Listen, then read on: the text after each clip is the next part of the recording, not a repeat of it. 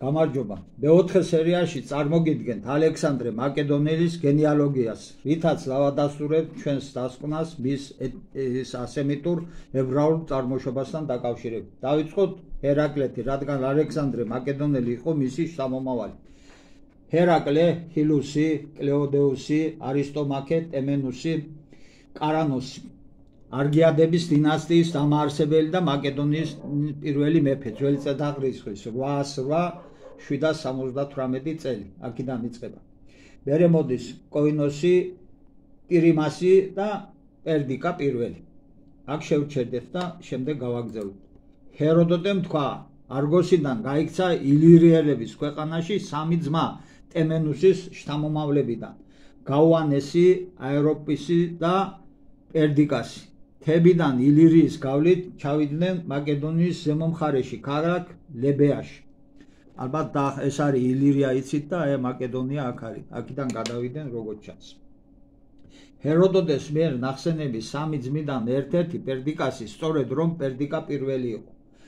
მოდი აქვე შეგახსენეთ არგონავტების მეთაურის იაზონის სახელის ეტიმოლოგიას. იაზონი, ეს სახელი წარმოიშვა ორი სიტყვის შეერთებით, იას პლუს ზონ. პირველი სიტყვა ია წარმოადგენს პროტოსლავურს და ნიშნავს მეს, ასევე ძველ გერმანულს ია, პროტოგერმანულს და ნიშნავს თანხმობას, კი დიახ, ხოლო მეორე სიტყვა სიონ ამასთან სხვადასხვაგვარად ტრანსლიტირებული ზიონ და ასე შემდეგ, როგორც წინა სერიაში გავმარტეთ, აღნიშნავს იერუსალიმს ან მის მოსახლეობას, ანუ ებრაელ ხალხს.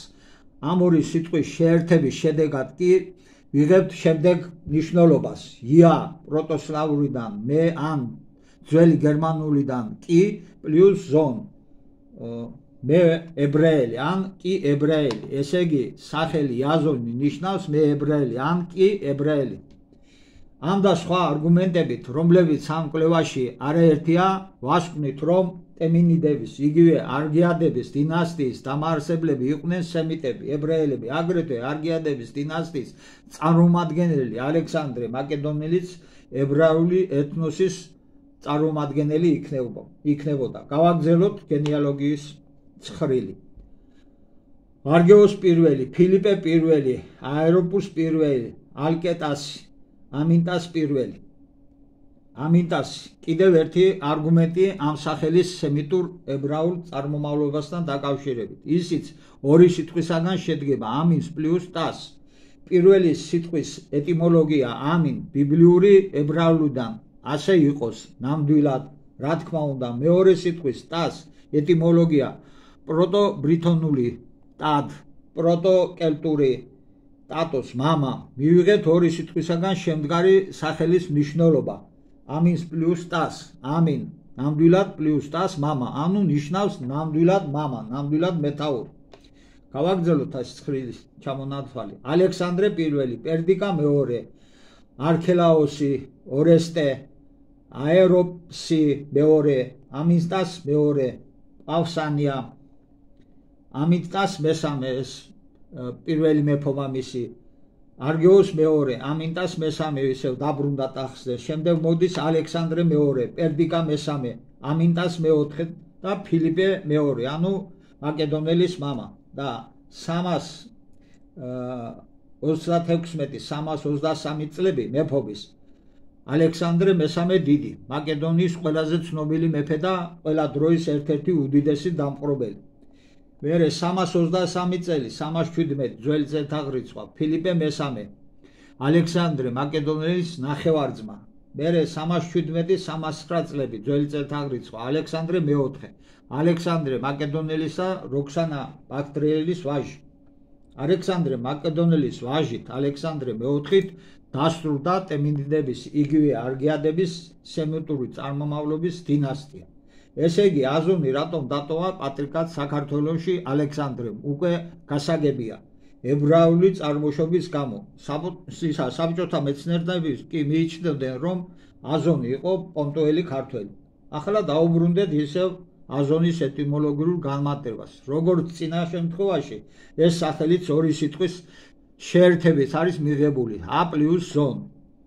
პირველი სიტყვა არის პროტობრითონიკიდან, ეტიმოლოგია პროტოკელტურიდან, წინა თქმა ეს ფინიკიური ომიკრონი მომდინარეობს ფინიკიური ასოდან აინ, ამ შემთხვევაში პროტოკელტურიდან მისი მნიშვნელობა არის საწყისი დან, ხოლო მეორე სიტყვა ზონ ვიცით რაც არის ებრაულად, ასევე სხვადასხვაგვარად ტრანსლიტირებული ზიონ და ასე შემდეგ აღნიშნავს იერუსალიმს ან მის მოსახლეობას, ანუ ებრაელ ხალხს. ამ ორი სიტყვის კომპოზიტით მივიღეთ შემდეგი ეტიმოლოგია.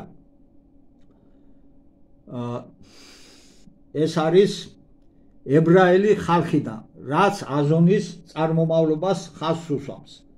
აქვე გვინდა კიდევ ერთი მოკლე განმარტება გავაკეთოთ ჩვენს მიერ სახელების გაშიფრასთან დაკავშირებით. ის სისტემა, რომლიცაც ამ შემთხვევაში ჩვენ სიტყვა იაზონის ეტიმოლოგია წარმოგიდგინეთ, სახელის ორ ნაწილად, ორ სიტყვად დაყოფით და ამ ორი სიტყვის მნიშვნელობიდან საერთო მნიშვნელობის ან ენობრივი კუთვნილების დადგენით უკვე აპრობირებული მეთოდია. ახლა სიტყვა ფროტატოსის ეტიმოლოგია განვარტოთ. ფროტას პლუს ტოს.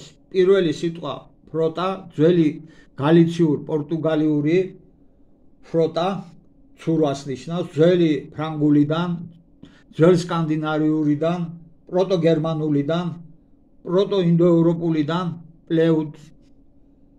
მეორე სიტყვა ტოს ჰინდიდან, მემკვიდრეობით მიღებულია პრაკრიტიდან, შესაძლოა სანსკრიტიდან, ტატას იქიდანს ნიშნავს. ორი სიტყვისაგან მიღებული სახელის მნიშვნელობა ფროტა და ტოს იქნება ფლოტიდან. ფროტას პლუს ტოს, ფლოტიდან.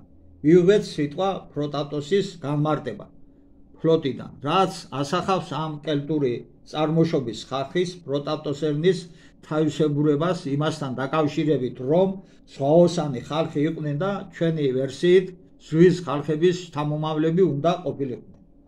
სწორედ ასეთი პოლიტიკური და სამხედრო სტრატეგიული გადაწყვეტილება მიიღო ალექსანდრე მაკედონელმა. მმართველად, პატრიკად სემიტური ებრაული წარმომავლობის მაკედონიაში მცხოვრები მისი ნათესავი იარედისზე აზონი დაგვიტოვა, მისცა მას კელტური წარმოშობის ფროტატოსერნი და სამმართველოდ ჩააბარა ქართლოსიანთა სახელმწიფოს აღმოსავლეთი ნაწილი. ახლა რაც შეეხება ელიმიოტის, ანუ ელიმიას. იყო ზემო მაკედონიის რეგიონი, რომელიც მდებარეობდა მდინარე ჰალიაკმონის გასწვრივ.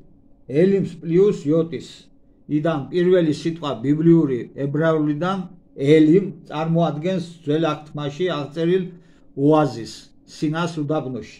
მეორე სიტყვის იოტისის ეტიმოლოგია ადგილის კუთვნილების გამომხატველია. ამ შემთხვევაში ნიშნავს ელიმ პლუს იოტის, ანუ ელიმელი, ანუ ელიმიდან.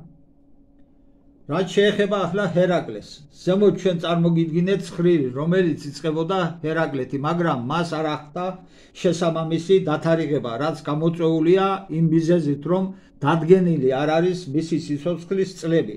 ამ ცხრილში მხოლოდ მეექვსე თაობიდან, ანუ კარანოსიდან იწყება დათარიღება. თეიმურაზ ბატონიშვილის ცნობით, არგონავტების კოლხეთში შემოსვლა თარიღდება ძველი წელთაღრიცხვის 1195 წლით, რაზეც გვაქვს ვიდეოები ჩაწერილი. მაშასადამე ამ პერიოდისთვის ჰერაკლე ცოცხალია, რადგან ის ახლდა იაზონს და ისევ ბატონიშვილზე დაყრდნობით შეხვდა აიეტს, ანუ ოტიას. ანუ ჰერაკლეს ცხოვრების წლებია ძველი წელთაღრიცხვის მე-13-მე-12 საუკუნეები. სამწუხარო ის არის, რომ აქამდე ამ ფაქტს არც ერთმა ისტორიკოსმა არ მიაქცია ყურადღება და ჰერაკლეს ცხოვრების წლები მიჩნეულია დაუდგენლად. ამით დავასრულოთ. გამოიწერეთ ჩვენი არხი და უყურეთ ჩვენს ვიდეოებს. შემდეგ ვიდეოს კიდევ უფრო საინტერესოს და მნიშვნელოვანს დავდებთ და მოგაწვდით ძალიან ესეთ ღირებულ მასალას. დიდი მადლობა.